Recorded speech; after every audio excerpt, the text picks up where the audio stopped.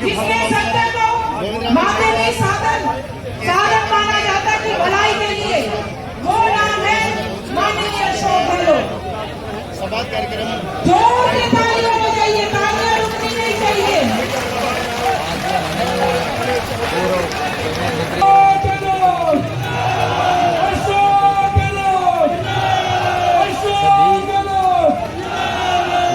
अशोक नहीं आंधी है। लोकसभा क्षेत्र के कार्यकर्ताओं के साथ होने वाले संवाद में मैं यहाँ उपस्थित हजारों हजार बीकानेर लोकसभा के कार्यकर्ताओं की तरफ से स्वागत करता हूँ, अभिनंदन करता हूँ।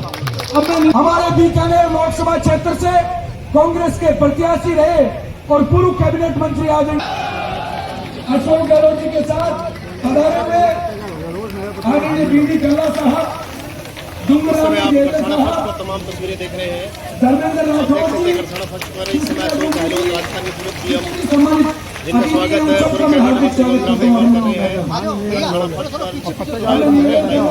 तमाम प्रति चरखा आदरणीय अशोक गहलोत जी को भेंट करके उनका सम्मान करें।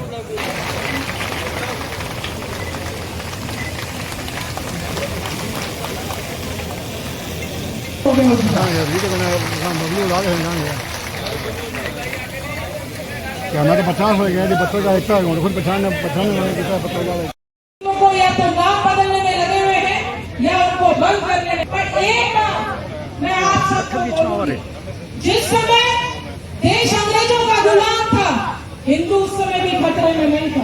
इस बात को ध्यान से सुन के जाना। जिस समय अंग्रेजों का गुलाम था भारत देश, हिंदू उस समय भी खतरे में नहीं था। उस समय हम संख्या में भी इतने से थे, लेकिन आज हम संख्या में इतने हैं तो आज भी हिंदू खतरे में नहीं है। गोविंद को सुनना है, वो भी बोलेंगे, इसलिए ज्यादा समय नहीं लेते हुए सम्मानित मंच और आए हुए सभी सम्मानित लगातार हम देख रहे हैं और हमारी संवैधानिक संस्थाओं का जिस तरह से दुरुपयोग कर रहे हैं। अगर आप लोग जागरूक नहीं हुए तो आने वाली पीढ़ियां आपसे जवाब मांगेगी कि जब भाजपा इस तरह से हमारे बुजुर्गों की जो दूरदर्शिता रखते हुए भारत का संविधान, जिसके ऊपर पूरा लोकतंत्र टिका हुआ है, जिसके समानता, बंधुत्व, हम कहते हैं पथ निरपेक्ष लोकतंत्र, भारत की जो संविधान की मूल आत्मा प्रस्तावना प्रम्बल, उसको पढ़िए, उसको आधार मानते हुए आप लोग संविधान को बचाइए, अपने बच्चों का जो भविष्य है उसको सुरक्षित कीजिए। अगर आपने अभी नहीं जागे तो आने वाली पीढ़ियां आप सभी जहां पधारे, आपको बहुत बहुत धन्यवाद। जय हिंद, जय कांग्रेस, जय भारत। धन्यवाद विधायक जी शिमला जी को। अशोक नहीं आंधी है। अशोक गहलोत। अगले वक्ता के रूप में मैं हिंदुस्तान के यशस्वी पूर्व मुख्यमंत्री अशोक गहलोत साहब और गोविंद राम जी हमारे लोकसभा के प्रत्याशी रहे, पूर्व कैबिनेट मंत्री जी बीडी कल्ला साहब, भंवर सिंह जी भाटी साहब, सम्मानित मंच और परम सम्मानित किसानों, नौजवान साथियों, माताओं और बहनों, कार्यकर्ता जन समाज रखा है, इसलिए मैं उनसे दिल की गहराई से आपका बहुत बहुत धन्यवाद करना चाहता हूँ। साथियों, बाबा साहब अमर रहे, महात्मा गांधी अमर रहे,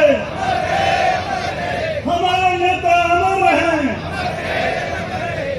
पशुओं की जांच फ्री कर दी, आज सारे के सारे लोग दुखी हैं और किसी न किसी रूप में पेंशन को और जो फैसिलिटीज आपको मिली थी, 10 लाख तक का इलाज फ्री था और चुनाव घोषणा पत्र में उसको 25 लाख रुपए तक ले जाने की बात थी, लेकिन आज उसको 5 लाख रुपए कर दिया गया।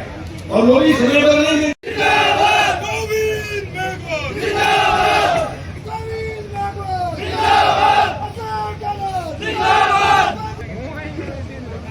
जो गहलोत साहब को ये जनसेवा उमड़ा है, इस उम्र में आपकी बहुत महत्वपूर्ण योगदान है आपका, इसलिए तालियां बजा के साहब का स्वागत करें। कहा है कि मैं कार्यकर्ताओं के बीच में यहीं फार्म हाउस में लूंगा, तालियां बजा के स्वागत करें। डूंगरगढ़ प्रेमाराम मेघवाल, प्रेमाराम पांचू प्रधान है, लालचंद आसोपा जी ₹8 मुझे दिए थे 2013 में और मैंने लोन भरा था। पत्नियों में हमारे घरेलू जो होती है उनमें आदत होती है। और मजे की बात देखो, मैंने चुनाव लड़े तो मैं तो कभी हारा कभी जीता, और मेरी पत्नी लड़ी हाल तक भी हारी गई, वो सरपंच भी रह गई, डायरेक्टर भी रह गई, अभी भी अर्जुन का जमा करा। और आप देख रहे हो 16 लाख करोड़ रुपए अडानी और अदानी को माफ करती है। तो सामाजिक भूत झेलना पड़ा। इसलिए साथियों, मैं आपसे आग्रह करता हूं कि अशोक गहलोत खाली व्यक्ति नहीं है, महात्मा जो। लेकिन साथियों, एक मेरा निवेदन है, खाली कहने से काम नहीं चलेगा। आप गांव में मीटिंग रखो, मैं आऊंगा। इन बेईमानों के खिलाफ जो बीजेपी के जहर बोलते हैं लोग, मीडिया में, सोशल मीडिया में नकली लोग बिठा रखे हैं, झूठी खबरें बनाते हैं, इनके विरुद्ध में आपको गांव गांव में आंदोलन खड़ा करना पड़ेगा। अरे सारे बैठो, आपका भाषण सुनोगे पहले। एक से बढ़ एक अभी आपके सामने नेताओं ने अपनी बात कही, और गोविंद मेघवाल जी तो पूरी तरह शानदार भाषण दिया, उसके लिए उनको बधाई आप सबकी। बीकानेर संभाग हमेशा बहुत मजबूत रहा है कांग्रेस के लिए। झंडा लेके बैठने वाले हकदार हो आप लोग, जिसमें अंग्रेजों के वक्त में गोलियां खाई, लाठियाँ खाई, फांसी के फंदे में चढ़े, और महात्मा गांधी के रहनुमाई में मुल्क आजाद हुआ। नेहरू, सरदार पटेल, मौलाना अबुल कलाम आजाद, लोगों को जब मुल्क आजाद हुआ 13 मेगावाट बिजली थी खाली, राजा महाराजाओं के महलों में टिमटिमाती थी खाली, और वो भी जनरेटर से। वहां से शुरुआत करी। कहने बड़ा आसान है, कांग्रेस थी, शिक्षा थी, स्वास्थ्य सेवाएं थी, तब आत्मनिर्भर बने। पाकिस्तान जो है वो जनरल कर्नल जितने थे पाकिस्तान के, अब झूठ बोल रहे हैं।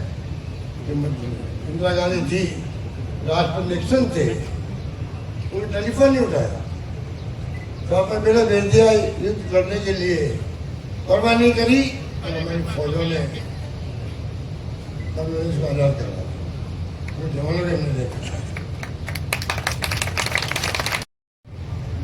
किस प्रकार से लोग रोज 50 लोग 60 लोग, वो सब हिंदू थे, मारे जाते थे। ये कहाँ चले गए उस वक्त में? इंदिरा गांधी ने फैसला किया और उसका परिणाम भुगता। इंदिरा गांधी का सीना छलनी कर दिया, प्रधानमंत्री पद पर रहते हुए। सरदार बहन जी 18 साल के नौजवान को अधिकार दे दिया वोट देने का, नौजवानों को। बड़ा क्रांतिकारी फैसला था। जो इसमें उठाए गए हैं कांग्रेस के शासन के अंदर, उससे इतिहास नहीं बदल गया, भूगोल बदल गया महाद्वीप का। मैं निवेदन करना चाहता हूँ